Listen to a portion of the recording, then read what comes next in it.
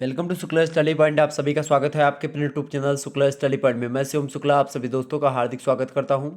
आपके बहुत ज़्यादा कमेंट्स आ रहे थे कि सर जी फोर्थ सेमेस्टर की क्लास प्रारंभ करवा दीजिए। तो मैंने आपको बताया था कि भाई होली के बाद से मुख्य रूप से बोर्ड पर आपकी क्लासेस प्रारंभ होंगी, ठीक है। और विस्तार से आपको वहाँ पर चैप्टर वाइज क्लासेस आपको समझाने का प्रयास किया जाएगा। बोर्ड पर विधिवत तरीके से मैं पढ़ाऊँगा आपको, और बहुत ही अच्छा लगेगा आपको पढ़ करके, ठीक है। और अब की बार रहेगा कि आपको लगभग लगभग पूरा कराने का प्रयास मेरा रहेगा, ठीक है। तो चिंता करने की आपको आवश्यकता नहीं है। इसी बीच मैंने सोचा कि होली की छुट्टियां चल रही हैं आप लोगों की, तो आप लोग वैसे बैठे होंगे तो कुछ करना ही चाहिए आप लोगों को। यानी कि छुट्टियों में खास करके अगर आप एक आध वीडियो डेली देख लेंगे, 2 वीडियो, तो आपकी बहुत ही एक प्रकार से तैयारी अच्छी हो जाएगी। तो उसी श्रृंखला में मैंने सोचा कि आपको कुछ दे दिया जाए भाई। तो ये BA second year fourth semester के छात्र छात्राओं के लिए है। आपके बहुत ज़्यादा कमेंट्स आ रहे थे मेडिकल हिस्ट्री जो होती है आपको, यानी कि जो केवल हिस्ट्री में बता रहा हूँ, ठीक है। तो एक केवल हिस्ट्री का जो एक प्रकार, जिन्होंने केवल हिस्ट्री ले रखी है, हिस्ट्री का मतलब समझ रहे हैं ना, इतिहास, ठीक है। तो इतिहास में आपको 2 सिलेबस पढ़ना है। मैंने आपको ऑलरेडी दोनों के बारे में आपको बताया था भाई कि दोनों सिलेबस आपके कौन कौन से कैसे हैं, ठीक है। खास करके जो हिस्ट्री का आपका सिलेबस है, तो एक हिस्ट्री तो आपकी है एंशियंट हिस्ट्री, ठीक है, आर्किटेक्चर एंड आर्ट वाला, तो वो एंशियंट हिस्ट्री है। और उसके बाद में जो हिस्ट्री है आपकी, एक हिस्ट्री है इतिहास केवल। तो केवल इतिहास में आपको केवल इतिहास ही पढ़ना होता है, जबकि प्राचीन इतिहास में आपको आर्ट एंड आर्किटेक्चर की को भी देखना होता है विस्तार से, ठीक है। तो वो प्राचीन इतिहास का अलग है, उसको मैंने दोनों का सिलेबस भी आपको बता दिया है। सभी सब्जेक्ट का सिलेबस आपका हो चुका है। इकोनॉमिक्स का, फिलोसॉफी का, इन सभी का सिलेबस बचा है। मैं उसको भी एक आध दिनों में आपका करवा दूंगा, ठीक है। तो उसको लेकर के आप परेशान ना हो। विधिवत तैयारी आपकी फोर्थ सेमेस्टर की होने वाली है, बिल्कुल चिंता नहीं करनी है। तो आज यह है लगभग 100 से अधिक ऑब्जेक्टिव टाइप के प्रश्न, जो कि आपके लगभग सारे चैप्टर्स से समाहित करने का प्रयास किया गया। यानी कि पूरे के पूरे क्वेश्चंस पेपर में से 100 मैंने चुनिंदा प्रश्नों को आपको उठाया है, जो कि आपकी परीक्षा में आने वाले हैं। आप किसी भी विश्वविद्यालय से हैं, सभी विश्वविद्यालयों के लिए यह लेक्चर बहुत ही महत्वपूर्ण है। जिनमें ऑब्जेक्टिव होती है उनके लिए तो बहुत महत्वपूर्ण है ही, चूँकि ऑब्जेक्टिव मॉडल पेपर है ये। लेकिन जो इनका लिखित होगा वो भी एक प्रकार से बहुत ज़्यादा जानकारी इस वीडियो के माध्यम से पाने वाले हैं। तो आप सभी लोग इस वीडियो को शेयर अवश्य कर दीजिएगा, लाइक जरूर कर दीजिएगा, ठीक है। मॉडल पेपर है ये 2023 की परीक्षाओं के लिए, यहाँ पर आप देख सकते हैं। तो विस्तार से हम चर्चा करेंगे और जानेंगे चीज़ों के बारे में। टॉप 100 क्वेश्चंस, एमसीक्यूज मतलब होता है मल्टीपल चॉइस क्वेश्चंस, ठीक है। आइए अब हम चर्चा करते हैं प्रश्नों पर। प्रश्न आपकी स्क्रीन पर आ चुका है, बहुत ही इंपॉर्टेंट प्रश्न है। प्रश्न है आपका, कुस्तुनतुनिया मतलब कि तुर्की ने कुस्तुनतुनिया पर किस वर्ष अधिकार किया था? फटाफट से बताने का प्रयास करेंगे। बहुत ही इंपॉर्टेंट प्रश्न है, और ख़ास करके ये प्रश्न आपकी परीक्षा में आ सकता है। बताएं इसका करेक्ट आंसर क्या होगा। प्रश्न है कि तुर्की ने कुस्तुनतुनिया पर किस वर्ष अधिकार किया था? तो ऑप्शन ए है 1450, बी ऑप्शन है 1451, सी है 52 1400, और डी है आपका 1453। करेक्ट आंसर इसका क्या होगा, फटाफट से आप बताएंगे। तुर्की ने कुस्तुनतुनिया पर जो अधिकार किया था वो किया था भाई 1453 ईस्वी में। ऑप्शन नंबर डी में दिया है, करेक्ट आंसर हो जाएगा ऑप्शन नंबर डी। अगला क्वेश्चन आपका आ चुका है, देखेंगे सभी लोग। निम्नलिखित में से किसने इस सिद्धांत का प्रतिपादन किया कि सौर मंडल का केंद्र पृथ्वी नहीं वरन सूर्य है? किसने बताया? सबसे पहले किसने इस सिद्धांत का प्रतिपादन किया कि सौरमंडल का केंद्र पृथ्वी नहीं है बल्कि सूर्य है? क्योंकि इससे पहले सभी लोग यही मानते थे कि भाई पृथ्वी जो अपनी है ये सेंटर में है, ब्रह्मांड के केंद्र में पृथ्वी है। लेकिन एक विद्वान आए, उन्होंने कहा कि नहीं, पृथ्वी बीच में नहीं है, सूर्य बीच में है। तो खास करके सौरमंडल के बीच में सूर्य को कहने वाले जो विद्वान है वो कौन है? कैप्लर महोदय हैं, कोपरनिकस हैं, टॉलेमी है, या फिर न्यूटन है? कौन है वो भाई? तो इसका करेक्ट आंसर आपका हो जाएगा ऑप्शन नंबर बी, कोपरनिकस महोदय ने सबसे पहले बताया कि भाई सौरमंडल का केंद्र पृथ्वी नहीं है बल्कि सूर्य है, ठीक है। आगे बढ़ते हैं। अगला क्वेश्चन आपका आ चुका है, डिवाइन कॉमेडी का लेखक कौन है? डिवाइन कॉमेडी एक बड़ी जबरदस्त पुस्तक है, बड़ी फेमस पुस्तक है, और हर एक एग्जाम में ये प्रश्न आपका आता है। तो इस प्रश्न को एकदम से रट लीजिएगा, ये प्रश्न आप में आने वाला है एकदम से। यहाँ पर मैं 100% यहाँ पर लिख दे रहा हूँ, 100% ये क्वेश्चन आने वाला है। डिवाइन कॉमेडी के लेखक कौन है? तो आप इसको याद रख लीजिएगा, जो एक प्रकार से दार्शनिक हैं, फिलोसॉफी मतलब कि खास करके इनका सब्जेक्ट वैसे बहुत सारी चीज़ों में इन्होंने अपनी विचारधाराएं दी है। उनका नाम है दांते। दांते महोदय की पुस्तक है डिवाइन कॉमेडी, ये पुस्तक याद रखिएगा। एक पुस्तक और है, आप याद रखिएगा, यूटोपिया पुस्तक बड़ी फेमस है। यूटोपिया पुस्तक जो है किसकी है? टॉमस मोर की पुस्तक है। टॉमस मोर कहीं कहीं पर लिखा रहता है, तो टॉमस मोर की पुस्तक है यूटोपिया, बड़ी फेमस पुस्तक है। उस पुस्तक का नाम आप ध्यान रखेंगे, आपकी परीक्षा में आ सकता है, ठीक है। इसके अलावा एक पुस्तक है द लास्ट जजमेंट, ये भी बड़ी ज़बरदस्त पुस्तक है, खास करके पॉलिटिकल साइंस से रिलेटेड है और हिस्ट्री से भी चूँकि रही है रिलेटेड। तो द लास्ट जजमेंट जो पुस्तक है, इसको लिखा है किसने भाई? माइकल एंजेलो ने। तो ये पुस्तक भी आप ध्यान रखेंगे। तो ये सब पुस्तकें जो है बड़ी फेमस हैं, आपकी परीक्षा में यहाँ से प्रश्न आ सकता है। हमको पढ़ना क्या है हिस्ट्री में भाई? आधुनिक विश्व का इतिहास पढ़ना है, 1453 ईस्वी से लेकर के 1950 तक। 1453 इसलिए इंपॉर्टेंट है चूंकि तुर्की ने कुस्तुनतुनिया पर अधिकार कर लिया था 1453 ईस्वी में, और पुनर्जागरण की जो शुरुआत होती है वो खास करके यहीं से मानी जाती है, यहीं से होती है, ठीक है। तो इसीलिए संदर्भ में फेमस चीज़ें। आगे बढ़ते हैं, अगला क्वेश्चन आपका आ चुका है, मैकियावेली की प्रसिद्ध पुस्तक का क्या नाम है? बहुत महत्वपूर्ण प्रश्न है। ये सब प्रश्न एकदम से मैंने आपके चैप्टर से बहुत ही महत्वपूर्ण प्रश्नों को छांटा है, ताकि आप इन चीज़ों को समझ सकें और जान पाएं कि आपकी परीक्षा में क्या आने वाला है। मैं 100% एक प्रकार से यहाँ से ये बोलता हूँ कि लगभग और लगभग 100% ये बात ध्यान रख लीजिएगा, 100% चीज़ें, कि इस क्वेश्चन पेपर से, यानी एक ही मॉडल पेपर से अगर आपकी परीक्षा ऑब्जेक्टिव हुई तो लगभग 80 से 90% जो क्वेश्चंस होंगे केवल इसी मॉडल पेपर से आपके आने की संभावना है। ये बात आप ध्यान रखेंगे। बहुत ही मेहनत करने के बाद में इन क्वेश्चंस को मैंने इकट्ठा किया है, तो आप लोग जो है वीडियो को अंत तक जरूर देखिएगा, ठीक है, ये बात ध्यान रखें। चलिए आगे बढ़ते हैं, अगला क्वेश्चन आपका आ चुका है। तो मैकियावेली की प्रसिद्ध पुस्तक का क्या नाम है? द रिपब्लिक, या द प्रेस ऑफ फॉली, या द प्रिंस, या यूटोपिया? यूटोपिया मैंने आपको बताया था कि भाई किसकी है? टॉमस मूर की यूटोपिया है, ठीक है। मैकियावेली की कौन सी पुस्तक है? फटाफट से आप बताने का प्रयास करेंगे। मैकियावेली की पुस्तक का क्या नाम है? सभी लोग बताएंगे भाई। मैकियावेली की प्रसिद्ध पुस्तक जो है उसका क्या नाम है? उसका नाम है द प्रिंस। द प्रिंस जो पुस्तक है मैकियावेली की पुस्तक है, ये बात आप ध्यान रखेंगे, परीक्षा के दृष्टि से बहुत ही महत्वपूर्ण पुस्तक है, ठीक है। इसके अलावा अगला जो प्रश्न आपका आ चुका है, प्रेस ऑफ फॉली या प्रेज ऑफ फॉली, प्रेस या प्रेज दोनों बोल सकते हैं आप। तो प्रेज ऑफ फॉली या प्रेस ऑफ फॉली, इस पुस्तक के लेखक कौन है भाई? शेक्सपियर, या फिर समस, या मिल्टन, या टॉमस मोर? तो भाई देखिए इस पुस्तक के लेखक कौन है, सभी लोग बताएंगे बिल्कुल। एरेसमस है। Erasmus is right answer, option number इसका बी करेक्ट आंसर हो जाएगा। नेक्स्ट क्वेश्चन आपका आ चुका है, मिल्टन की प्रसिद्ध पुस्तक का क्या नाम है? जॉन मिल्टन की प्रसिद्ध जो पुस्तक है उसका क्या नाम है? सभी लोग बताएंगे। करेक्ट आंसर इसका क्या होगा? एक बार सभी लोग कमेंट करेंगे बिल्कुल। Option number C, Paradise Lost जो पुस्तक है ये जॉन मिल्टन की पुस्तक है। ऑप्शन नंबर इसका सी करेक्ट आंसर होगा। आगे बढ़ते हैं, अगला क्वेश्चन आपका आ चुका है, सभी लोग देखिएगा। प्रश्न आपका आ चुका है,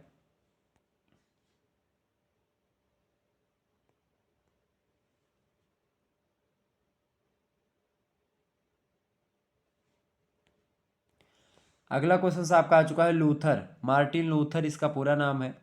आप बताएंगे, प्रश्न आपसे पूछा गया कि मार्टिन लूथर ने किस गिरजाघर पर धर्म सुधार की बातें लिख करके चिपकाई थी? फटाफट से आप बताने का प्रयास करेंगे।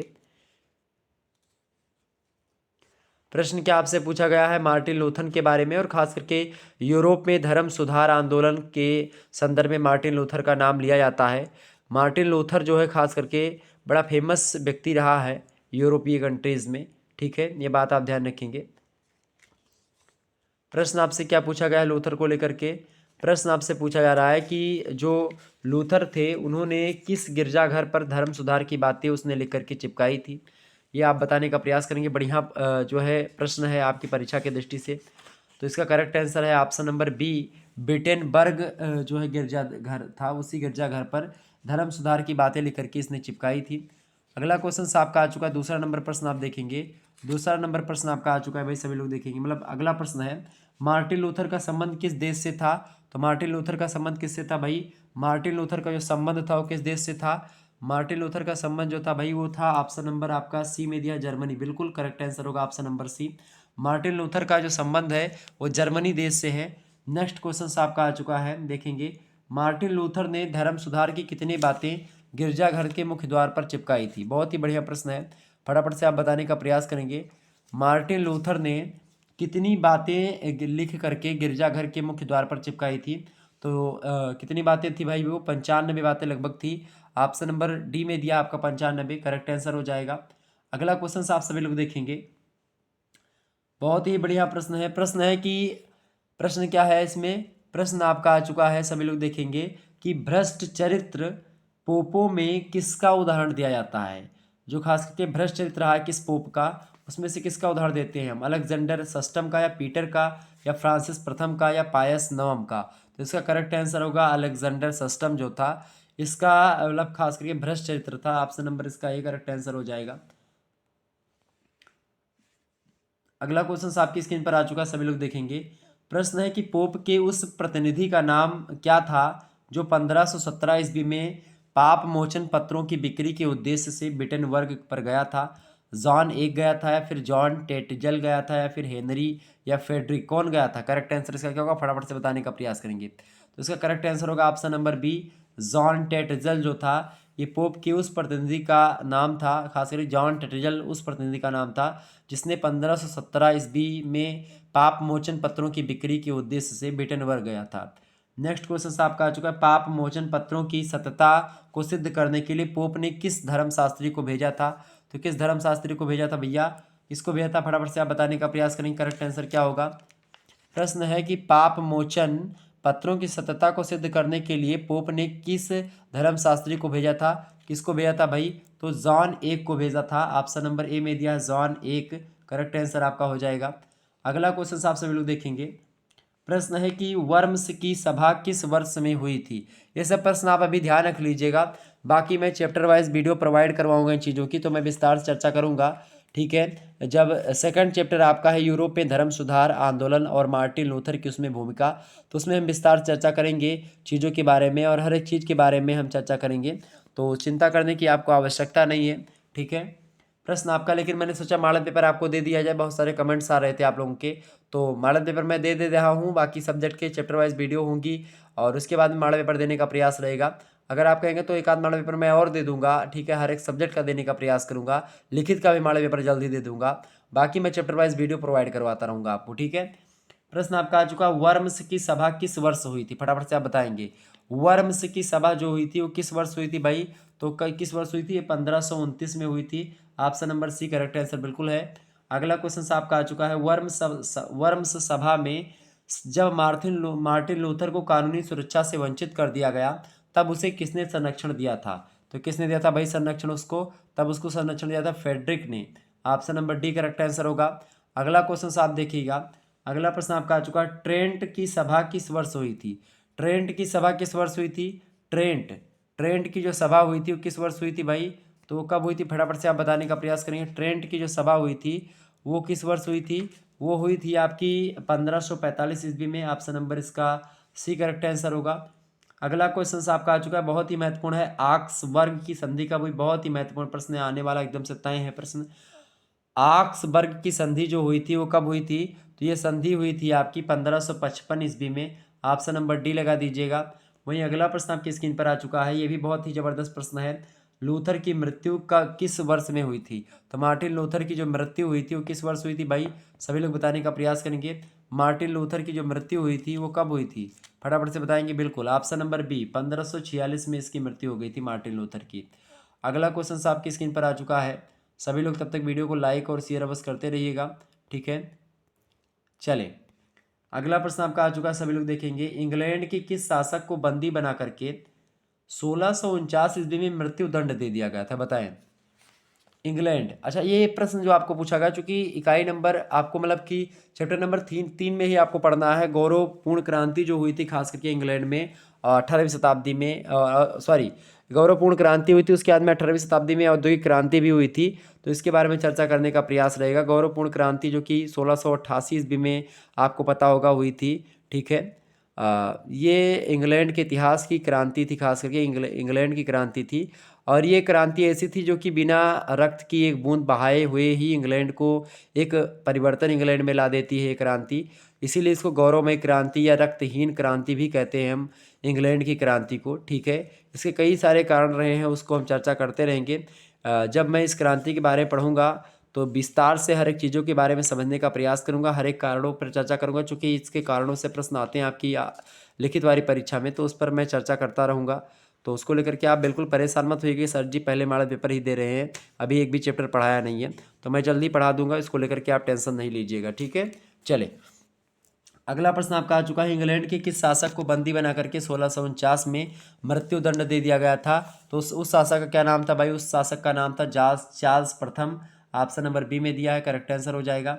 अगला क्वेश्चन, इस इन सभी प्रश्नों को आप नोट डाउन कर लीजिएगा, एकदम से आपके परीक्षा में आने वाले हैं, ठीक है। अगला क्वेश्चन आपका आ चुका है, और नहीं तो आप लोगों को ये आपको मैं बता दूं कि इसका जो पीडीएफ होगा वो मैं शुक्ला स्टडी पॉइंट अपना ऐप है, उस एप्लीकेशन पर इसका पीडीएफ मैं जो है सेंड कर दूंगा, तो इसका पीडीएफ आप वहां से डाउनलोड कर लीजिएगा, ठीक है।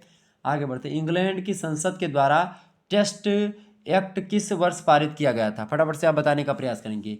इंग्लैंड की संसद द्वारा टेस्ट एक्ट किस वर्ष पारित किया गया था? फटाफट से आप बताने का प्रयास करेंगे। तो किस वर्ष पारित किया गया था भाई? 1673 में, बिल्कुल हाँ, ऑप्शन नंबर इसका सी करेक्ट आंसर हो जाएगा। बहुत बढ़िया आप लोग दे रहे हैं उत्तर। अगला क्वेश्चन आपका आ चुका है, सभी लोग बहुत बहुत अच्छे हैं। अगला क्वेश्चन आपका है, इंग्लैंड के किस राजा की पत्नी को पुत्र की प्राप्ति गौरवमयी मतलब की जो क्रांति हुई थी उसका तत्कालिक कारण बनी? यानी कि इंग्लैंड के किस राजा की पत्नी को पुत्र की प्राप्ति गौरवमयी क्रांति का एक तत्कालिक कारण बनी? बताएं करेक्ट आंसर क्या होगा? तो इसका करेक्ट आंसर होगा ऑप्शन नंबर डी, जेम्स द्वितीय, ठीक है। करेक्ट आंसर क्या हो जाएगा? ऑप्शन नंबर डी, ठीक है। D option is right answer, बिल्कुल। अगला क्वेश्चन आपका आ चुका है, सभी लोग देखेंगे, औद्योगिक क्रांति किस देश से प्रारंभ हुई थी? तो औद्योगिक क्रांति जो प्रारंभ हुई थी कहाँ से प्रारंभ हुई थी? सभी को पता होगा आप में से, बिल्कुल करेक्ट आंसर क्या होगा? इंग्लैंड से, हाँ बिल्कुल ठीक है। ऑप्शन नंबर इसका ए करेक्ट आंसर होगा। आगे देखिएगा, अगला प्रश्न आपका, इंग्लैंड में नई खेती का मसीहा किसे कहा जाता है? बहुत ही महत्वपूर्ण प्रश्न है, आपकी परीक्षा एकदम से तय है आना ये प्रश्न, ठीक है, एकदम से रट लीजिएगा इसको।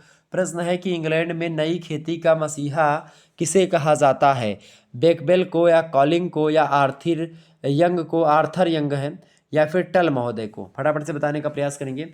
तो नई खेती का मसीहा जो कहा जाता है इंग्लैंड में खास करके, वो कहा जाता है भैया किसको? वो कहा जाता है आर्थर यंग को ही, यानी ऑप्शन नंबर सी लगा दीजिएगा। अगला क्वेश्चन आपकी स्क्रीन पर आ चुका है, देखेंगे, बहुत ही बढ़िया प्रश्न है, यह भी प्रश्न आपकी परीक्षा के लिए बहुत ही महत्वपूर्ण है।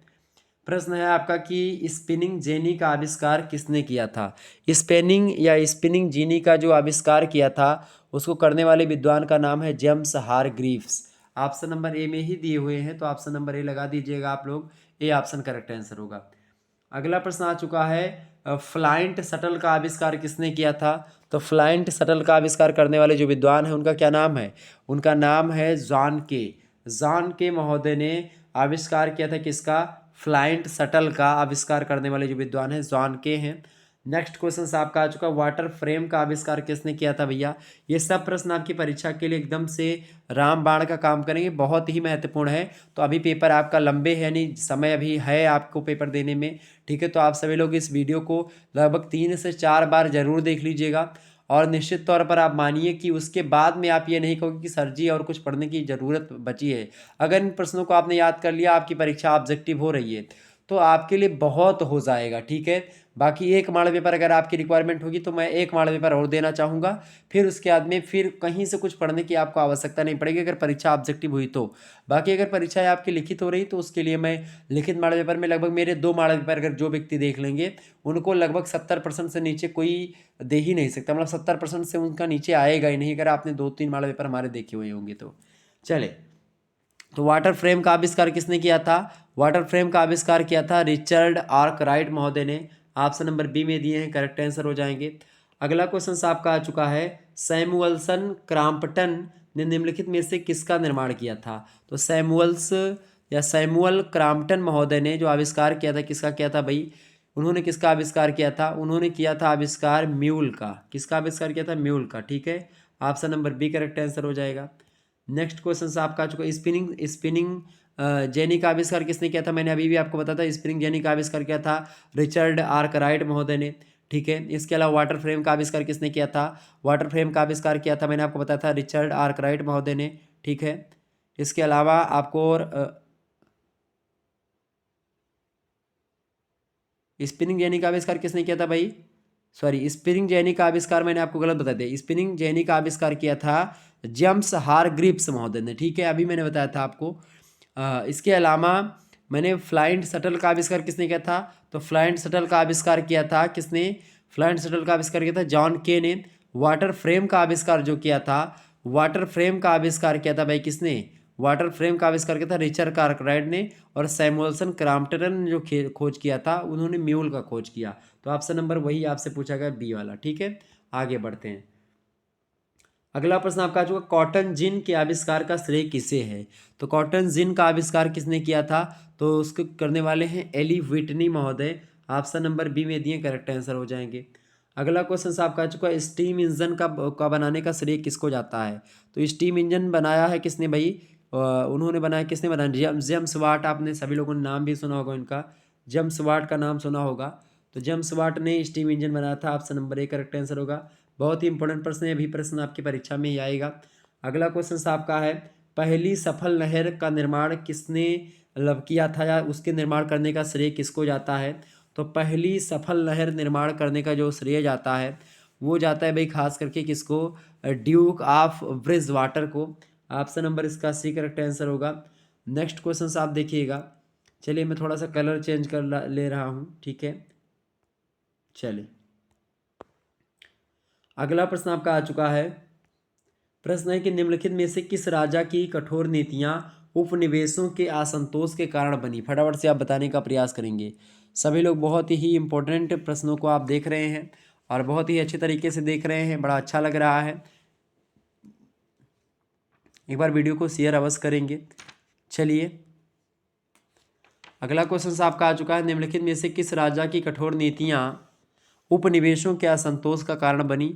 जॉर्ज प्रथम, जॉर्ज द्वितीय, जेम्स प्रथम या जॉर्ज द्वितीय? करेक्ट आंसर इसका क्या होगा? चलिए सभी लोगों को मैं सोचने का मौका इसलिए दे रहा हूँ 1-2 सेकंड का, ताकि आप लोग ये ना कहें कि सर जी तीव्र गति से आप आगे बढ़ गए। क्योंकि तीव्र गति से मैं तब आगे बढ़ता हूँ, खूब तेज तेज वीडियो बोलता हूँ, बनाता हूँ, जब परीक्षा आपकी नज़दीक रहती है, ताकि आपका रिवीजन हो जाए, आपका समय नष्ट ना हो। लेकिन यहाँ पर थोड़ा सा आपको समय इसलिए दे रहा हूँ ताकि आप लोग थोड़ा सोच सकें। हालांकि मैंने पढ़ाया नहीं, मुझे कोई अधिकार नहीं है आपसे कुछ पूछने का। मैं पढ़ा दूंगा चैप्टर वाइज वीडियो, उसके बाद में फिर से इस वीडियो को देखिएगा, आप सारे प्रश्नों को हल कर पाएंगे। इसी उद्देश्य से मैं इस वीडियो को इसमें थोड़ा सा मैं रुक रुक करके चल रहा हूँ, ताकि समय दे करके, ताकि आप दिमाग में सोच सकें। ठीक है, एक बार वीडियो को देखने के बाद दोबारा फिर से देखिएगा, फिर से अपने आप जो है स्कोर करिएगा कितना आया। ठीक है, चले प्रश्न क्या है कि किस राजा की कठोर नीतियां उपनिवेशों के असंतोष का कारण बनी भाई? तो इसका करेक्ट आंसर जो होगा आपका, वो होगा ऑप्शन नंबर सी, जॉर्ज तृतीय। ठीक है, नेक्स्ट क्वेश्चन आपका आ चुका है, इंग्लैंड के किस प्रधानमंत्री के द्वारा शक्कर अधिनियम और स्टैंप अधिनियम पारित किया गया था? तो इंग्लैंड के किस प्रधानमंत्री के द्वारा शक्कर अधिनियम और स्टैंप अधिनियम पारित किया गया था भाई? गेरविन ने किया था, या लॉर्ड नॉर्थ ने, या टाउनसेंड ने, या कॉर्नवालिस ने? तो इसको किया था ग्रेनविल महोदय ने। ग्रेनविल ये इंग्लैंड के प्रधानमंत्री थे और इन्हीं के द्वारा शक्कर अधिनियम और स्टैंप अधिनियम पारित किया गया था। नेक्स्ट क्वेश्चन आपका आ चुका है, प्रश्न है कि बोस्टन में किस दिन चाय की पेटियां समुद्र में फेंकी गई थी? अच्छा, बोस्टन टी पार्टी घटना किस देश से संबंधित है आपसे पूछेगा, एग्जाम की दृष्टि से बहुत महत्वपूर्ण प्रश्न है, तो अमेरिका से रिलेटेड है। ठीक है, प्रश्न आपसे यहाँ पर क्या पूछा गया कि बोस्टन में किस दिन चाय की पेटियां समुद्र में फेंकी गई थी? तो कौन सा दिन था भाई? वो समय था आपका 17 दिसंबर का। ठीक है, 17 दिसंबर का समय था, 1773 ईस्वी की बात है। Option number C correct answer हो जाएगा। अगला क्वेश्चन साहब सभी लोग देखेंगे। अगला प्रश्न आपका है, प्रथम महाद्वीपीय कांग्रेस किस वर्ष बुलाई गई थी? फटाफट से आप बताएंगे। प्रश्न क्या है, प्रथम महाद्वीपीय कांग्रेस किस वर्ष बुलाई गई थी? बताएं। प्रश्न, प्रथम महाद्वीपीय कांग्रेस किस वर्ष बुलाई गई थी? तो ये बुलाई गई थी कब भाई? ये बुलाई गई थी 1774 ईस्वी में। Option number B correct answer हो जाएगा। अगला क्वेश्चन आप देखेंगे सभी लोग, ब्रिटिश संसद के द्वारा पारित दमनकारी नियमों की संख्या कितनी थी? तो ब्रिटिश संसद के द्वारा पारित जो दमनकारी नियम थे, उनकी संख्या की अगर बात की तो लगभग 4 थी। ऑप्शन नंबर इसका बी करेक्ट आंसर हो जाएगा। अगला क्वेश्चन आप देखेंगे, ब्रिटिश महाद्वीप कांग्रेस किस वर्ष बुलाई गई? बताएं। ब्रिटिश महाद्वीप कांग्रेस, मतलब ब्रिटिश महाद्वीपीय कांग्रेस किस वर्ष बुलाई गई थी? तो कब बुलाई गई थी भाई? कब बुलाई गई बताइएगा सभी लोग, कब बुलाई गई थी? बिल्कुल option number C, 1775 correct answer. अगला प्रश्न आपका, कॉमन सेंस जो पुस्तक है, इसको किसने लिखा है? बताइए सभी लोग, कॉमन सेंस पुस्तक के लेखक कौन है? कॉमन सेंस पुस्तक को किसने लिखा है? सभी लोग बताएंगे 10वें के सॉरी करेक्ट आंसर क्या होगा, फटाफट से बताने का प्रयास करें। कॉमन सेंस पुस्तक के लेखक कौन है? तो कॉमन सेंस पुस्तक को लिखा है किसने भाई? टॉमस पेन महोदय ने। Option number A correct answer हो जाएगा। अगला क्वेश्चन आप देखेंगे, स्वतंत्रता के घोषणा पत्र को तैयार करने में निम्नलिखित में से किसकी भूमिका थी? बताएं, बहुत ही महत्वपूर्ण प्रश्न है। स्वतंत्रता के घोषणा पत्र को तैयार करने में निम्नलिखित में से किसकी भूमिका थी? करेक्ट आंसर क्या होगा? बिल्कुल थॉमस जेफरसन की। ऑप्शन नंबर डी में दिए हैं। अगला क्वेश्चन आप देखिएगा, अमेरिकी स्वतंत्रता संग्राम में किसकी भूमिका नहीं रही इनमें से? तो अमेरिकी स्वतंत्रता संग्राम में जो भूमिका रही है वो खास करके जॉन एडम्स की रही है, टॉमस जेफरसन की रही है, इसके अलावा बेंजामिन फ्रैंकलिन की रही है, लाफेयत की नहीं रही है। ठीक है, तो ऑप्शन नंबर आप सी लगा दीजिएगा इसका, लाफेयत की नहीं रही है, ऑप्शन नंबर सी। अगला क्वेश्चन आप देखेंगे, अगला प्रश्न आपका है, अमेरिका को स्वतंत्रता किस तिथि को प्राप्त हुई थी? तो अमेरिका को स्वतंत्रता किस तिथि को प्राप्त हुई थी? बहुत ही महत्वपूर्ण प्रश्न है, एग्जाम में एकदम से हर हाल में पूछा जाएगा। शर्तियाँ एकदम से तय कर लीजिए, मतलब कि एकदम से मैं प्रबल दावेदारी के साथ कर रहा हूँ, ये प्रश्न आने वाला, तो इसको जरूर रट लीजिएगा आप लोग। ठीक है, अमेरिका का जो स्वतंत्रता संग्राम, मतलब कि अमेरिका का जो स्वतंत्रता दिवस एक प्रकार से उसको कब मिली स्वतंत्रता, उसको कब प्राप्त हुई थी, किस वर्ष या किस डेट को स्वतंत्रता प्राप्त हुई थी? इसे भारत को स्वतंत्रता कब प्राप्त हुई थी? 15 अगस्त 1900 कब प्राप्त हुई थी? 1947। ठीक है, तो ऐसे आपसे पूछा जा रहा है कि अमेरिका को स्वतंत्रता कब प्राप्त हुई थी या उसकी तिथि क्या है? तो उसकी तिथि कितनी है? 4 जुलाई 1776। बिल्कुल करेक्ट आंसर आपका है 4 जुलाई 1776। Option number B correct answer हो जाएगा इसका। तो बताइए करेक्ट आंसर क्या होगा? बिल्कुल ऑप्शन नंबर बी 4 जुलाई 1776। ठीक है, करेक्ट आंसर आपका हो गया बी ऑप्शन। ठीक है, अमेरिका को स्वतंत्रता जो मिली थी वो 4 जुलाई को मिली थी 1776 ईस्वी में। करेक्ट आंसर आपका हो जाएगा ऑप्शन नंबर बी। अगला प्रश्न आपका आ चुका है, सभी लोग देखेंगे, पेरिस की संधि जिसके द्वारा अंततः अमेरिकी स्वतंत्रता संग्राम की समाप्ति हुई वो कब हुई थी? पेरिस की संधि कब हुई थी? मतलब अगर एक प्रश्न पूछा जाए तो ये भी पूछा सकता है कि पेरिस की संधि जो हुई थी वो कब हुई थी? तो पेरिस की संधि जो हुई थी वो खास करके हुई थी आपकी 3 फरवरी को 1783 में। ऑप्शन नंबर इसका बी करेक्ट आंसर होगा। अगला क्वेश्चन आप देखिएगा, 1781 में यॉर्क टाउन में किसके मतलब किसने समर्पण किया था? तो 1781 में यॉर्क टाउन में जो समर्पण किया था, किसने समर्पण किया था ये प्रश्न आपसे कह रहा है। तो उसको करने वाले जो विद्वान हैं उनका नाम है Lord Cornwallis. Option number D correct answer हो जाएगा इसका। अगला क्वेश्चन आपका आ चुका है, देखेंगे सभी लोग, फ्रांस की क्रांति के समय वहां का शासक कौन था? बहुत बढ़िया प्रश्न है, फ्रांस की क्रांति से आपका प्रश्न ये पूछा गया है और बढ़िया प्रश्न है। खास करके फ्रांस की क्रांति के समय बताएं। अच्छा, बोस्टन अमेरिका के किस राज्य में स्थित है? ये प्रश्न आपका बन सकता है। तो बोस्टन जो है वो किस अमेरिका के किस राज्य में है भाई? तो वो जो है मतलब एक राज्य है मैसाचुसेट्स नाम का, उसी राज्य में मतलब बोस्टन जो है वो स्थित है जगह। ठीक है, प्रश्न अगला आपकी स्क्रीन पर आ चुका है, सभी लोग देखिएगा, बहुत ही इंपॉर्टेंट प्रश्न है, खास करके फ्रांस की क्रांति से रिलेटेड है। प्रश्न क्या है आपका? प्रश्न है कि फ्रांस की क्रांति के समय वहाँ का शासक कौन था? बढ़िया प्रश्न है, तो बताएं। तो वहाँ की क्रांति मतलब कि जब क्रांति हुई थी फ्रांस की तो उस समय शासक जो था उसका नाम क्या था? उसका नाम था लुई 16वां। Option number C correct answer होगा, सभी लोग जानते भी होंगे आप लोग। अगला क्वेश्चन आपका है, फ्रांस का कौन सा शासक कहता था कि मैं ही राज्य हूँ? ऐसा कौन सा शासक बोलता था कि मैं ही राज्य हूँ स्वयं में? ऐसा बोलने वाला जो राजा था उसका नाम था लुई 14वां। ऑप्शन नंबर सी करेक्ट है, मतलब ए करेक्ट आंसर होगा लुई 14वां। अगला प्रश्न है, फ्रांस का कौन सा शासक यह कहता था कि मेरे बाद प्रलय होगी? प्रश्न एकदम से तय है, आने वाला है। इसके अलावा मैं ही राज्य हूँ, ये भी प्रश्न आपका तय मतलब एकदम से आना। और पहला मतलब जो मैंने बताया था आपको इसका यानी फ्रांस की क्रांति से रिलेटेड, फ्रांस की क्रांति किस समय में मतलब कि उसके समय में वहाँ का शासक कौन था? तो लुई 16वां था। फ्रांस का कौन सा शासक कहता था कि मैं ही राज्य हूँ? तो ये कहता था कौन भाई? इसको कहने वाला विद्वान लुई 14वां। अब ये प्रश्न आपका है कि फ्रांस का कौन सा शासक यह कहता था कि मेरे बाद प्रलय होगी? ऐसा कहने वाला जो राजा था उसका क्या नाम है? उसका नाम है लुई 15वां। Option number B correct answer होगा। अगला क्वेश्चन आप देखिएगा, प्रश्न आ चुका है आपकी स्क्रीन पर।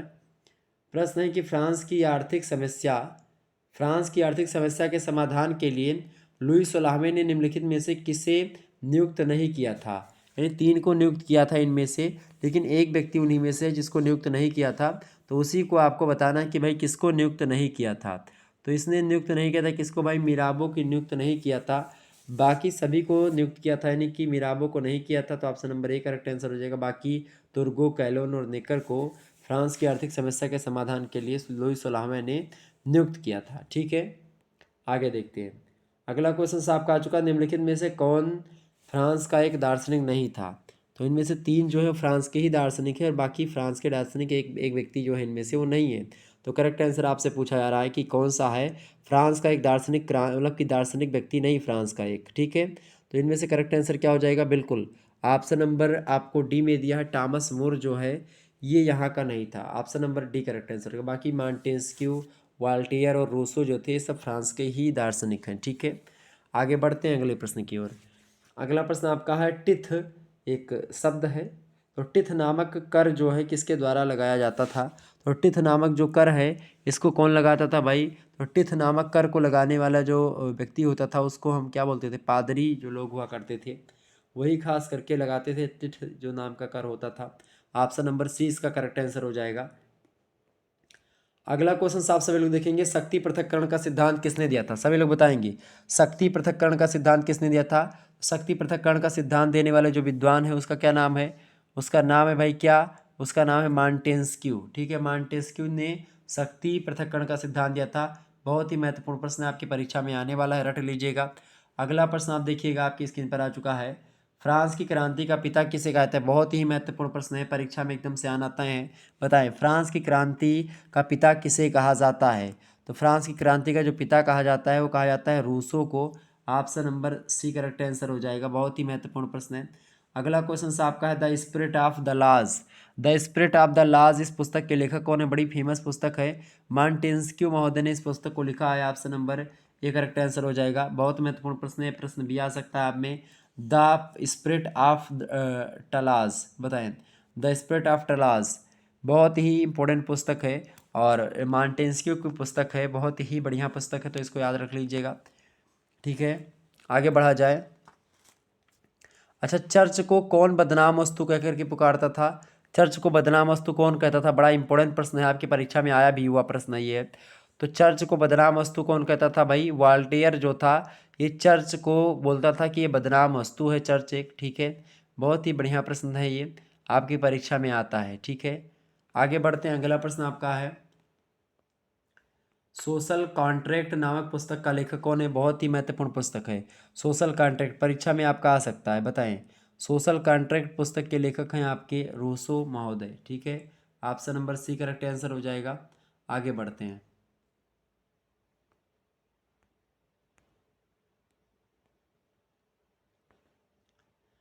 अगला प्रश्न आपका आ चुका है, नेपोलियन ने बैंक ऑफ फ्रांस की स्थापना किस वर्ष करी थी? सभी लोग बताने का प्रयास करेंगे।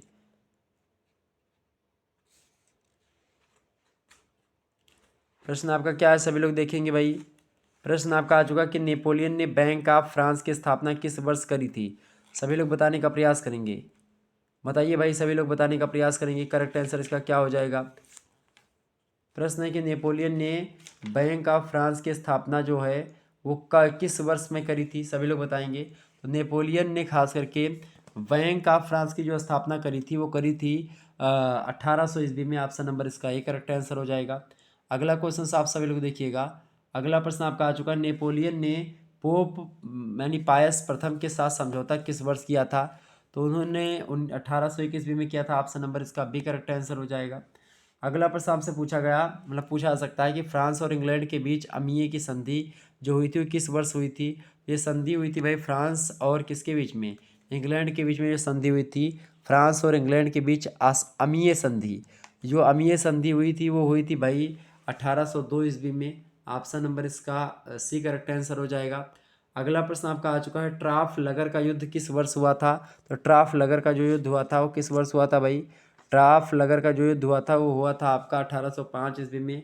ऑप्शन नंबर इसका डी करेक्ट आंसर होगा। अगला क्वेश्चन आपसे पूछा गया था, मतलब कि पूछा जा सकता है आपकी परीक्षा में। प्रश्न क्या है? प्रश्न है कि उल्म नामक क्षेत्र में फ्रांस ने ऑस्ट्रियन सेनाओं को किस वर्ष पराजित किया था? बढ़िया प्रश्न है आपकी परीक्षा के लिए भी और जानकारी के लिए भी बढ़िया प्रश्न है। करेक्ट आंसर इसका क्या होगा? इसका करेक्ट आंसर होगा 1805। Option number B correct answer हो जाएगा। मतलब उल्म नामक क्षेत्र में फ्रांस ने ऑस्ट्रेलियन सेनाओं को किस वर्ष पराजित किया था? तो 1805 में पराजित किया था। आगे बढ़ते हैं, अगला प्रश्न।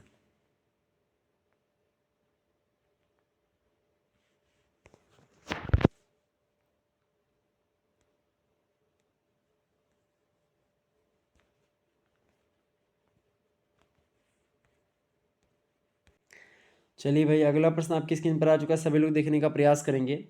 अगला प्रश्न आपका क्या है भाई? सभी लोग देखेंगे। चलिए, एक प्रश्न आप सभी लोग बताओ भाई, नेपोलियन जो था, नेपोलियन बोनापार्ट, इसकी मृत्यु कब हुई थी? नेपोलियन की मृत्यु कब हुई थी? 1821 में। बिल्कुल ठीक है, हाँ, 1821 में नेपोलियन की मृत्यु हुई थी। अच्छा, वाटरलू का युद्ध भी बड़ा प्रसिद्ध युद्ध है, कब हुआ था? एग्जाम में प्रश्न आ सकता है। वाटरलू का जो युद्ध हुआ था वो कब हुआ था? 18 जून 1815 को हुआ था। बिल्कुल ठीक है, ये बात ध्यान रखेंगे। अच्छा, नेपोलियन को परास्त कर किसे फ्रांस का शासक बनाया गया था? तो नेपोलियन को परास्त करके जो शासक बना था वो कौन बना था? वो बना था लुई 18वां। ठीक है, आप लुई 18वां जो था वो नेपोलियन को परास्त कर किसे फ्रांस का शासक बनाया गया था? तो लुई 18वां को बनाया गया था। ठीक है, ये बात आप ध्यान रखेंगे, परीक्षा में आपसे पूछा जा सकता है, इसीलिए मैंने सोचा आपको बता दिया जाए। बाकी आगे बढ़ते हैं, ये बात आप ध्यान रखेंगे। प्रश्न आपका है कि वियना की संधि किस वर्ष हुई थी? सभी लोग बताएंगे। वियना की संधि जो हुई थी वो किस वर्ष हुई थी? तो वियना की जो संधि हुई थी, बढ़िया प्रश्न है, आपकी परीक्षा में आ सकता है यहाँ से प्रश्न। तो वियना जो संधि हुई थी वो हुई थी आपकी 1815 ईस्वी में। ऑप्शन नंबर सी में दिया है। अगला क्वेश्चन आप देखेंगे, बिस्मार्क किस वर्ष फ्रांस के मंत्रिमंडल का अध्यक्ष बना था? तो बिस्मार्क जो है खास करके वो बना था 1862 ईस्वी में, फ्रांस के मंत्रिमंडल का अध्यक्ष। Option number B correct answer होगा। अगला क्वेश्चन आपसे पूछा गया कि जर्मनी के एकीकरण के लिए बिस्मार्क ने निम्नलिखित में से किस देश के साथ युद्ध नहीं किया? इंग्लैंड के, डेनमार्क के, ऑस्ट्रेलिया के, फ्रांस के। तो जर्मनी के एकीकरण में, मतलब एकीकरण के लिए बिस्मार्क ने निम्नलिखित में से किस देश के साथ युद्ध नहीं किया? तो किसके साथ नहीं किया था? इंग्लैंड के साथ नहीं किया था। ऑप्शन नंबर इसका ए करेक्ट आंसर हो जाएगा। अगला प्रश्न है, लंदन की संधि किस वर्ष हुई थी? लंदन की संधि जो हुई थी ये आपकी 1852 ईस्वी के आसपास हुई थी। Option number B correct answer होगा। अगला क्वेश्चन आपका, बिस्मार्क ने गैस्टीन का समझौता किस देश के साथ किया है? बताएं, बहुत बढ़िया प्रश्न है। बिस्मार्क ने गैस्टीन का समझौता किस देश के साथ किया? तो उन्होंने किस देश के साथ किया है? उन्होंने किया है ऑस्ट्रिया के साथ। Option number D correct answer होगा। अगला क्वेश्चन है आपका, किस देश को परास्त करने के बाद जर्मनी का एकीकरण पूरा हुआ? बताएं, किस देश को पराजित करने के बाद में जर्मनी का एकीकरण पूरा हुआ था? तो उस देश का क्या नाम है? बिल्कुल फ्रांस। फ्रांस देश को पराजित करने के बाद में, परास्त करने के बाद में, ठीक है, जर्मनी का एकीकरण संभव हो पाया। अगला प्रश्न आपका, फ्रांस को परास्त करने के लिए के बाद बिस्मार्क ने उसके साथ कौन सी संधि करी थी? तो फ्रांस को परास्त करने के बाद में बिस्मार्क ने उसके साथ कौन सी संधि करी थी भाई? उसने करी थी इनके साथ फ्रैंकफर्ट संधि। फ्रैंकफर्ट संधि। Option number C correct answer हो जाएगा। आगे बढ़ते हैं, अगला प्रश्न आपका आ चुका है, बहुत बढ़िया प्रश्न है, चलिए समझने का प्रयास करता हूँ। इटली मात्र एक भौगोलिक, प्रश्न आपसे क्या पूछा जा रहा है भाई कि इटली मात्र एक क्या है? इटली मात्र एक भौगोलिक अभिव्यक्ति था या किसका कथन था? फटाफट से बताने का प्रयास करेंगे। प्रश्न आपका है कि इटली एक भौगोलिक अभिव्यक्ति था या किसका कथन है? यह कथन किसका है भाई? यह कथन है मैटरनिक का। ठीक है, ऑप्शन नंबर इसका एक करेक्ट आंसर होगा। अगला प्रश्न आपका आ चुका है, इटली का एकीकरण किस राज्य के नेतृत्व में हुआ था? तो इटली का जो एकीकरण हुआ था ये खास करके सार्डिनिया, पीडमांड जो है इन राज्यों के नेतृत्व में हुआ था। Option number D correct answer था इसका। अगला प्रश्न आपका आ चुका है, यंग इंडिया नामक संस्था का निर्माण निम्नलिखित में से किसने किया था? तो यंग इटली, यंग इंडिया तो महात्मा गांधी की रचना है। अगला प्रश्न, यंग इटली नामक संस्था का निर्माण किसने किया था? यंग इटली नामक संस्था का निर्माण जो किया था उनका नाम क्या है? बिल्कुल मैजनी ने करा था। ऑप्शन नंबर इसका ए करेक्ट आंसर होगा। अगला प्रश्न आपका आ चुका है, लाल कुर्ती सेना का गठन किसने किया था? लाल कुर्ती सेना, यंग इटली वाला बड़ा इंपॉर्टेंट है। इसके अलावा लाल कुर्ती सेना का ये भी बहुत धाकड़ प्रश्न है। लाल कुर्ती सेना का गठन किसने किया था? इसको करने वाले जो विद्वान हैं उनका नाम है गैरीबाल्डी। ठीक है, ऑप्शन नंबर बी में दी गैरीबाल्डी करेक्ट आंसर हो जाएगा। अगला प्रश्न आपसे पूछा गया है, क्रीमिया का युद्ध किस वर्ष हुआ था? क्रीमिया का युद्ध कब हुआ था भाई? तो क्रीमिया का युद्ध जो हुआ था आपका, वो हुआ था कब? 1854 ईस्वी के में। ऑप्शन नंबर इसका सी करेक्ट आंसर हो जाएगा। अगला प्रश्न आपकी स्क्रीन पर आ चुका है, सभी लोग देखिएगा। अगला प्रश्न है, काबूर ने नेपोलियन तृतीय के साथ कौन कौन सी संधि करी थी? सभी लोग बताएंगे। तो काबूर ने नेपोलियन तृतीय के साथ जो संधि करी थी वो कौन सी संधि थी? वो संधि का क्या नाम था? तो उसका नाम था प्लोम्बियर संधि। Option number A correct answer होगा। अगला प्रश्न है, कुंवर की मृत्यु किस वर्ष में हुई? बताएं। कुंवर बोल दिया। काबूर की मृत्यु किस वर्ष हुई थी? तो काबूर की जो मृत्यु हुई थी ये खास करके 1861 में हुई थी। Option number B correct answer होगा। अगला प्रश्न आपका है, बेनिसिया को इटली के साथ किस वर्ष मिलाया गया? बताएं। बेनिसिया को इटली के साथ किस वर्ष मिलाया गया था? तो ये एक प्रकार से जो मिलाया गया था ये लगभग 1866 की बात है। Option number D correct answer होगा। चलिए अगला प्रश्न आपकी स्क्रीन पर आ चुका, सभी लोग देखने का प्रयास करेंगे। प्रश्न है कि बिस्मार्क ने सर्वप्रथम, प्रश्न क्या है? बिस्मार्क ने सर्वप्रथम, बताएं सभी लोग। बिस्मार्क ने सर्वप्रथम जो है निम्नलिखित में से किस राष्ट्र के साथ संधि करी थी? तो बिस्मार्क ने सर्वप्रथम जो है किस राज्य के साथ संधि करी थी भाई? Austria Hungary. Option number B correct answer हो जाएगा। अगला प्रश्न आपकी स्क्रीन पर आ चुका है, जर्मनी एवं ऑस्ट्रिया हंगरी के बीच द्विवर्गीय जो संधि हुई थी किस वर्ष हुई थी? द्विवर्गीय जो संधि हुई थी खास करके वो हुई थी 1879 ईस्वी में। Option number D correct answer होगा इसका। अगला प्रश्न आपका है, त्रिपक्षीय संधि यानी ट्रिपल अलायंस जो हुआ था वो किस वर्ष हुआ था? तो ये हुआ था आपका 1884 में। Option number D correct answer हो जाएगा। अगला प्रश्न आप सभी लोग देखेंगे, निम्नलिखित में से कौन सा राज्य जर्मनी के गठबंधन का सदस्य नहीं था? तो कौन सा राज्य नहीं था भाई? सभी लोग बताएंगे। निम्नलिखित में से कौन सा राज्य जर्मनी के गठबंधन का सदस्य नहीं था? तो कौन नहीं था भाई? वो रूस नहीं था, बाकी और सभी थे। इटली, ऑस्ट्रिया, हंगरी और तुर्की ये सब थे। अगला क्वेश्चन आपका आ चुका है, बिस्मार्क ने रूस के साथ पुनर्आश्वासन संधि किस वर्ष की थी? फटाफट से बताएंगे। बिस्मार्क ने रूस के साथ पुनर्आश्वासन संधि किस वर्ष करी थी? तो उसने किस वर्ष करी थी भाई?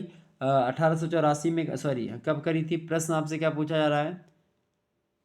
प्रश्न आपसे है, देखिए प्रश्न बड़ा ही इंपॉर्टेंट है। प्रश्न है कि बिस्मार्क ने रूस के साथ पुनर्आश्वासन संधि किस वर्ष पारित करी थी? तो पारित करी थी भाई कब? 1884 में। बिल्कुल करेक्ट आंसर हो जाएगा, ऑप्शन नंबर सी। वहीं अगला क्वेश्चन आप देखेंगे, फ्रांस और इंग्लैंड के बीच संधि किस वर्ष हुई? सभी लोग बताएंगे। फ्रांस और इंग्लैंड के बीच जो है संधि किस वर्ष हुई है?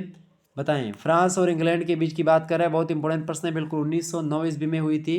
ठीक है, करेक्ट आंसर क्या होगा? ऑप्शन नंबर इसका बी करेक्ट आंसर का। फ्रांस और इंग्लैंड के बीच जो संधि हुई थी ये 1900 कब हुई थी? 1904 ईस्वी में हुई थी। Option number B correct answer हो जाएगा। अगला प्रश्न आपका आ चुका है, सभी लोग देखेंगे। अगला प्रश्न है आपका, त्रिगुटीय संधि जो हुई थी वो किस वर्ष हुई थी?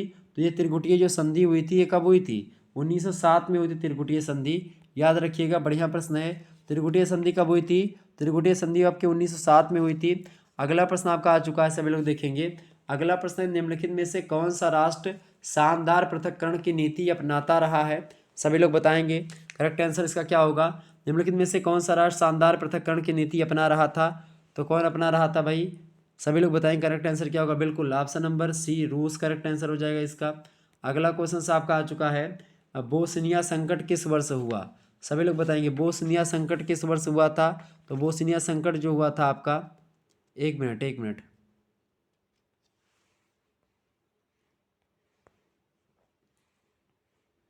शानदार पृथक्करण की नीति कौन अपना रहा था ये बताएं, करेक्ट आंसर इसका क्या होगा? निम्नलिखित में से कौन सा त्रिगुटीय संधि वाला मैंने आपको बताया था, त्रिगुटीय संधि। त्रिगुटीय संधि कब हुई थी आपकी?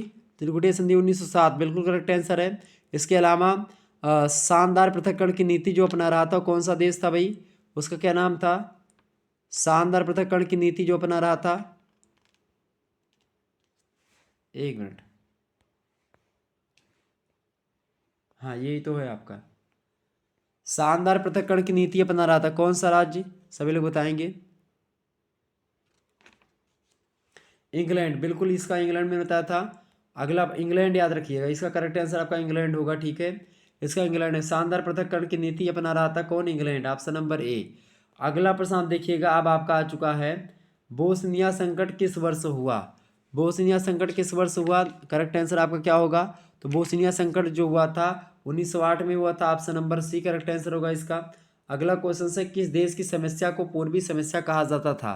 तो किस देश की समस्या को पूर्वी समस्या कहते थे भाई, सभी लोग बताने का प्रयास करें, करेक्ट आंसर क्या होगा। किस देश की समस्या को पूर्वी समस्या कहा जाता था, तो तुर्की देश की समस्या को पूर्वी समस्या कहा जाता था। अगला प्रश्न है, सराजेवो में ऑस्ट्रेलिया के राजकुमार की हत्या किस वर्ष हुई थी, बताइएगा सभी लोग, करेक्ट आंसर क्या होगा। सराजो सराजेवो में ऑस्ट्रेलिया के राजकुमार की हत्या किस वर्ष, मतलब कि किस दिन की गई थी, 28 जून 1914 को की गई थी। ऑप्शन नंबर इसका डी करेक्ट आंसर होगा। आगे बढ़ते हैं, अगला प्रश्न आपका आ चुका है, सभी लोग देखने का प्रयास करेंगे।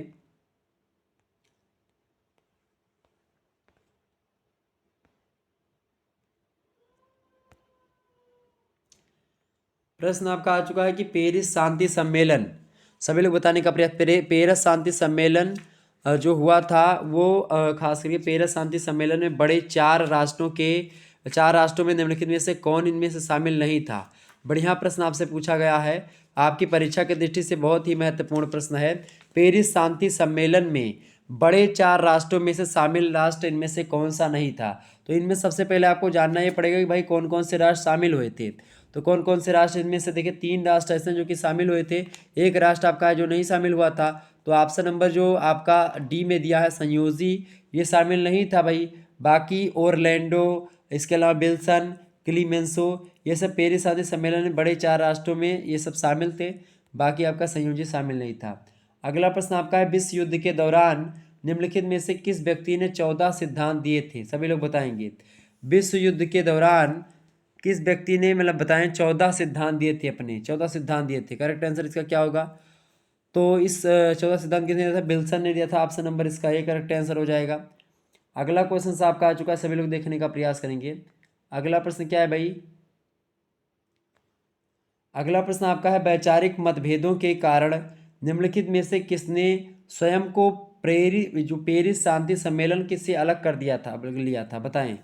वैचारिक मतभेदों के कारण निम्नलिखित में से किसने स्वयं को पेरिस शांति सम्मेलन से अलग कर लिया था। तो इसका करेक्ट आंसर होगा आपका ऑप्शन नंबर बी, विल्सन महोदय ने ही अलग कर लिया था। अगला क्वेश्चन आपका आ चुका है, वर्साय के संधि के अनुसार जर्मनी की स्थल सेना की कुल संख्या क्या निर्धारित की गई, बताइएगा सभी लोग। वर्साय की संधि के अनुसार जर्मनी की स्थल सेना की कुल संख्या क्या निर्धारित की गई थी भाई। तो निर्धारित की गई थी 1 लाख की, जो है जो जर्मनी होगा ये 1 लाख से सैनिक अधिक पैदल सैनिकों को नहीं लग सकता, चूँकि खास करके वर्साय की संधि का ही परिणाम आप देखिए दूसरा विश्व युद्ध का कारण बनी, तत्कालीन कारण बनी, चूँकि प्रथम विश्व युद्ध समाप्त हुआ था वर्साय की संधि से। वर्साय की संधि जो थी एक प्रकार से उसमें कोई न्याय सही तरीके से नहीं हुआ था जर्मनी के साथ, ठीक है। और जब न्याय नहीं हुआ तो इसी कारण से आप देखते हैं हिटलर जैसे लोग पैदा होते हैं, और उन्होंने एक प्रकार से आप देखते हैं बहुत ज़्यादा तबाही मचा करके रखा सेकंड वर्ल्ड वार में, ठीक है। आगे बढ़ते हैं।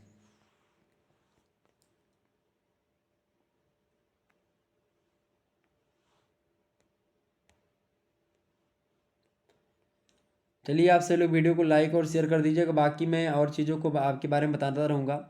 अगला प्रश्न आपका आ चुका, रूस की किस जार की हत्या हुई थी, सभी लोग बताएंगे भाई। रूस की किस जार की हत्या हुई थी, सभी लोग बताने का प्रयास करेंगे। इसका करेक्ट आंसर क्या होगा। रूस की किस जार की हत्या हुई थी भाई, सभी लोग बताइएगा। तो रूस की किस जार की हत्या हुई थी भाई। तो रूस के जार जो थे जॉर्ज अलेक्जेंडर द्वितीय, उन्हीं की हत्या हुई थी, option number B correct answer हो जाएगा। अगला क्वेश्चन आप सभी लोग देखिएगा।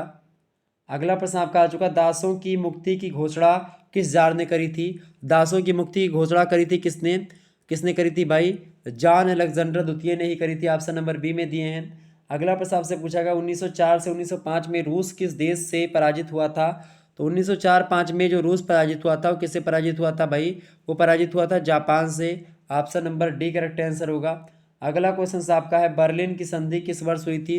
बर्लिन की संधि जो हुई थी, बहुत इंपॉर्टेंट प्रश्न है, परीक्षा में आने वाला एकदम से तय है, जान लीजिएगा। तो बर्लिन की जो जो संधि हुई थी भाई, बर्लिन की संधि जो हुई थी कब हुई थी। बर्लिन की संधि हुई थी 1878 ईस्वी में। ऑप्शन नंबर इसका सी करेक्ट आंसर हो जाएगा। अगला प्रश्न आप सभी लोग देखिएगा। अगला प्रश्न आपका आ चुका है, सभी लोग देखेंगे, बहुत ही इंपॉर्टेंट प्रश्न है। प्रश्न क्या है, प्रश्न आपका है कि जापान ने निम्नलिखित में से किस प्रदेश पर अधिकार किया था। तो जापान ने किस देश पर अधिकार किया था इनमें से भाई, तो उन्होंने मंचूरिया पर आक्रमण किया था जापान ने। ऑप्शन नंबर इसका ए करेक्ट आंसर होगा। अगला क्वेश्चन है इटली ने निम्नलिखित में से किस प्रदेश पर अधिकार किया था। तो इटली ने किस प्रदेश पर आक्रमण किया था या अधिकार किया था, तो अबिसीनिया पर किया था। ऑप्शन नंबर इसका बी करेक्ट आंसर होगा। अगला क्वेश्चन आपसे बन सकता है कि धुरी राष्ट्रों में निम्नलिखित में से कौन सम्मिलित नहीं था। सभी लोग बताने का प्रयास करेंगे तीव्र गति से। धुरी राष्ट्रों में निम्नलिखित में से कौन शामिल नहीं था भाई। धुरी राष्ट्रों में शामिल कौन सा नहीं था। धुरी राष्ट्रों में शामिल नहीं था इंग्लैंड, बाकी आपका जर्मनी, जापान, इटली, ये तीनों जो थे ये धुरी राष्ट्रों में शामिल थे। बाकी इंग्लैंड, रूस, अमेरिका, ये सब मित्र राष्ट्रों में थे। ठीक है, आगे बढ़ते हैं। अगला प्रश्न आपका आ चुका है, सभी लोग देखिएगा और वीडियो को शेयर भी करते रहिएगा। ठीक है, चलिए अगला प्रश्न आपका आ चुका है, संयुक्त राष्ट्र संघ की स्थापना जो हुई थी वो किस वर्ष हुई थी। सभी लोग बताइएगा, संयुक्त राष्ट्र संघ की स्थापना किस वर्ष हुई थी। चलिए बताइए, संयुक्त राष्ट्र संघ की जो स्थापना हुई थी वो कब हुई थी भाई। वो हुई थी आपकी अक्टूबर 1945 में। ऑप्शन नंबर डी लगा दीजिएगा। अगला क्वेश्चन आपसे बन सकता है, ये इंपॉर्टेंट प्रश्न है आपका, जो इससे पहले मैंने ये बताया था, डी वाला ऑप्शन। अगला क्वेश्चन है, अमेरिका के राष्ट्रपति रूजवेल्ट और ब्रिटेन के प्रधानमंत्री विंस्टन चर्चिल ने अटलांटिक चार्टर कब जारी किया था। तो इन लोगों ने कब जारी किया था भाई, इन लोगों ने जारी किया था आप जो है कब जारी किया गया था, अगस्त 1942 में। ऑप्शन नंबर ए में दिया करेक्ट आंसर हो जाएगा। अगला क्वेश्चन देखेंगे, निम्नलिखित में से किसके माध्यम से संयुक्त राष्ट्र संघ अस्तित्व में आया था। तो बताएं, तो सैन फ्रांसिस्को कॉन्फ्रेंस हुआ था, उसी से ऑप्शन नंबर इसका सी करेक्ट आंसर हो जाएगा। अगला क्वेश्चन आपका आ चुका है, सभी लोग देखेंगे। अगला प्रश्न, सुरक्षा परिषद के अस्थायी सदस्यों की संख्या कितनी होती है। तो सुरक्षा परिषद के अस्थायी सदस्यों की जो संख्या होती है वो कितनी होती है, 5 होती है। ठीक है, ऑप्शन नंबर इसका सी करेक्ट आंसर हो जाएगा।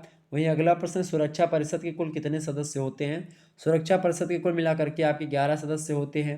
ऑप्शन नंबर इसका डी करेक्ट आंसर हो जाएगा। तो इस प्रकार से आपने इन प्रश्नों को समझा और जाना परखा। ठीक है, और बाकी भी प्रश्न पूछ सकता है कि अंतर्राष्ट्रीय न्यायालय में कुल कितने सदस्य होते हैं। तो अंतर्राष्ट्रीय न्यायालय में कुल मिलाकर के आपके 15 सदस्य होते हैं। ठीक है, आपसे पूछ सकता है कि जो है सुरक्षा परिषद का अस्थायी सदस्य कौन कौन से देश मतलब कि नहीं है, या आप कौन से देश हैं, ऐसे पूछ सकता है। तो ध्यान रखिएगा इन चीज़ों के बारे में। ठीक है, चलिए, तो इस प्रकार से आप लोगों ने इन चीज़ों को समझा, जो है आधुनिक विश्व के इतिहास से रिलेटेड प्रश्नों को जाना, ऑब्जेक्टिव टाइप के 1453 ईस्वी से लेकर के 1950 ईस्वी तक के इतिहास के बारे में मैंने आपको यहाँ पर बताने का प्रयास किया और विस्तार से समझाने का भी प्रयास किया है। ठीक है, तो आप सभी लोग वीडियो को लाइक और शेयर बस कर दीजिएगा, ताकि टाइम टू टाइम आपको नोटिफिकेशन मिलता रहे और आप आसानी से चीज़ों को समझ पाएँ। ठीक है, धन्यवाद, मिलते हैं हम नेक्स्ट वीडियो में, तब तक के लिए जय हिंद जय भारत। आप सभी का बहुत बहुत धन्यवाद हमारे से जुड़ने के लिए। इसी प्रकार से अपना प्यार हमेशा बनाए रखिएगा। बहुत बहुत धन्यवाद।